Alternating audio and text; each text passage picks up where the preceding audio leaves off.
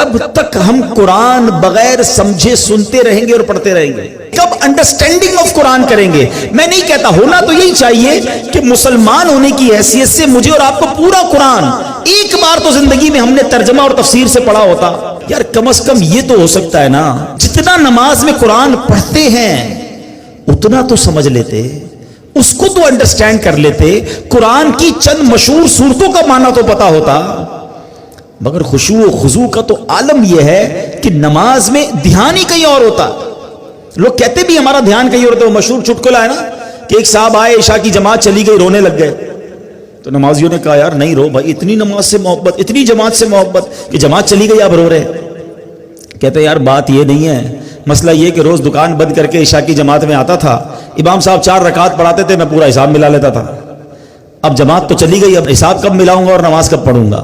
Actually نماز کیا ہے؟ اللہ کی بارگاہ میں حاضری ہے۔ آپ کسی بہت بڑی شخصیت کے پاس، بڑے سیٹھ کے پاس، جس کے پاس آپ کی فائل رکی ہوئی ہو، اس افسر کے پاس جائیں تو دھیان کدھر ہوتا ہے؟ بالکل اس کی طرف فوکس، ہاتھ بندھے ہوئے، سر میرا چھوٹا سا کام، پلیز سائن، اتنی اس سے لجاجت، اس کی طرف فوکس۔ اور خدائے احکم الحاکمین کے دربار میں آنا ہے، دھیان کہیں اور ہے، سوچ کہیں اور ہے۔ خود سوچو، شرم آنی چاہیے۔ جس کا نماز میں دھیان کہیں اور ہوتا ہے اس کو خود ہی اپنے آپ سے شرم آنی چاہیے، اور یہ شرم ہی، یہ گلٹی ہی تمہیں دھیان دلا دے گی، تمہیں خشوع دلا دے گی۔ اور دوسری بات کہ آپ ایٹ لیسٹ کم از کم 30واں پارہ ترجمہ تفسیر سے 2-3 بار پڑھ لیں، جب پتہ چلے گا نا کہ آپ بات کیا کر رہے ہو۔ الحمدللہ رب العالمین الرحمن الرحیم مالک یوم الدین، اب آپ قرآن کے ساتھ ہوں گے، نور کے دریا میں تیر رہے ہوں گے، رحمان کی بات ہو رہی ہے، رحیم کی بات ہو رہی ہے، اب اللہ سے التجا ہو رہی ہے، ایاک نعبد و ایاک نستعین، اے اللہ ہم تیری ہی عبادت کرتے ہیں، تجھی سے مدد چاہتے ہیں، اب آگے چلیں گے، اے اللہ اس راستے پر چلا دے جو تیرے پسندیدہ بندوں کا راستہ ہے، اس راستے سے بچا لے جو تیرے غضب والوں کا راستہ ہے۔ اب جناب رحمت کی آیتیں آئیں گی، دل جھومنے لگے گا، عذاب کی آیتیں آئیں گی، آنسو بہنے لگیں گے۔ واللہ میری بات کو سمجھ لو، جس کو قرآن سمجھ آنے لگ گیا نا، کبھی کبھی جب اچھا قاری تلاوت کرتا ہے، امام صاحب تلاوت کرتے ہیں نا، جن کو قرآن سمجھ آ رہا ہوتا ہے نا، وہ کہتے ہیں امام صاحب رکوع میں نہ جائیں، اور تلاوت کریں، اللہ کی اور باتیں سنائیں، ہمیں اور قرآن کی باتیں سنائیں، کیونکہ قرآن کے ساتھ وہ اٹیچ ہو جاتے ہیں۔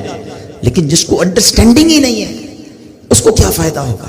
پلیز قرآن سے ایسی دوستی کرو۔ اور میں آپ کو کوئی بہت بڑا کام نہیں بتا رہا، کم از کم 30واں پارہ ترجمہ تفسیر، اب تو صراط الجنان آ گئی ہے، حاصل کر لے، پڑھ لیں، آپ کی زندگی بدل جائے گی۔ واللہ جس کو نماز سمجھ آنے لگ جائے گی اس کو نماز کا مزہ ہی اور آتا ہے۔ سبحان ربی العظیم جب وہ کہتا ہے اور وہ سمجھتا ہے کہ میں عظیم رب کی تعریف کر رہا ہوں، تو بعض اوقات تو آنکھوں سے آنسو نکلتے ہیں۔ سجدے میں جا کر سر جھکا کر سبحان ربی العالی جب دل کی گہرائیوں سے بندہ ادا کرتا ہے تو اللہ کو گویا یہ کہہ رہا ہوتا ہے، اے اللہ سر بھی تیرے دربار میں جھکا دیا، اب میں نے سب کچھ تیرے دربار میں جھکا دیا ہے، اپنا سراپا تیرے بارگاہ میں جھکا دیا ہے، اے اعلیٰ رب، اے مالک، اے خالق، اے سب سے بڑے مولا، اب مجھ پر نگاہ رحمت فرما دے۔ پھر بندہ اس کیفیت سے نماز پڑھتا ہے۔ تو اگر نماز کا لطف لینا چاہتے ہو تو نماز کو سیکھیں، نماز کو انڈرسٹینڈ کریں۔ نماز نیوز کی ویڈیوز دیکھنے کے لیے ہمارا چینل سبسکرائب کریں، بیل آئیکن پر کلک کریں